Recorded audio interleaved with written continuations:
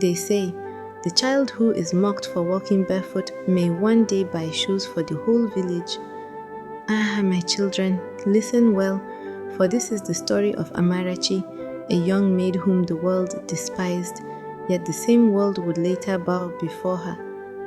Amarachi worked in Madame Nkechi's household. From dawn till nightfall, her hands never rested.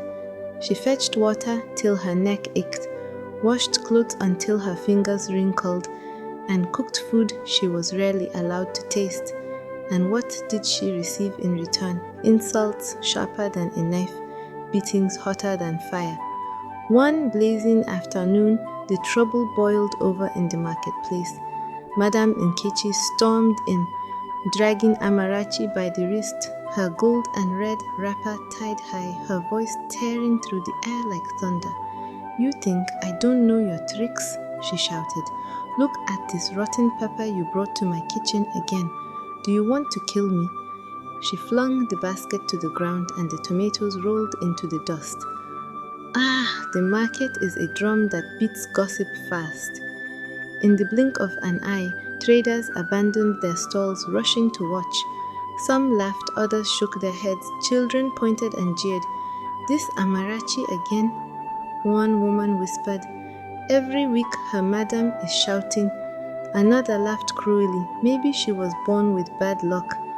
Even a goat is treated better than her. But Amarachi bent quietly, gathering each tomato from the dust, her eyes wet with unshed tears. Her silence only made Madame Nkechi angrier. "Speak, you useless girl. Defend yourself if you can. Dumb like a goat." Amarachi raised her head slowly. Her lips trembled, not with fear, but with strength. Her eyes, calm, steady, deep as a river, met her madame's, and in a voice low but firm she spoke. "Elders say, the tree that is despised today may be the one to provide shade tomorrow." The crowd fell silent. Even the goats tied nearby stopped bleating. For a moment, Madame Nkechi stepped back, startled by the weight of the words. A man in the crowd whispered, "This girl speaks like an elder, not a maid." But Madame Nkechi quickly gathered herself. "Shade? Ha!" she scoffed, waving her hand. "You will never be more than a servant. Go home before I beat the devil out of you." The crowd erupted in laughter again, though uneasily this time. Amarachi lifted the basket, balanced it carefully on her head, and walked away slowly. She did not cry, she did not beg.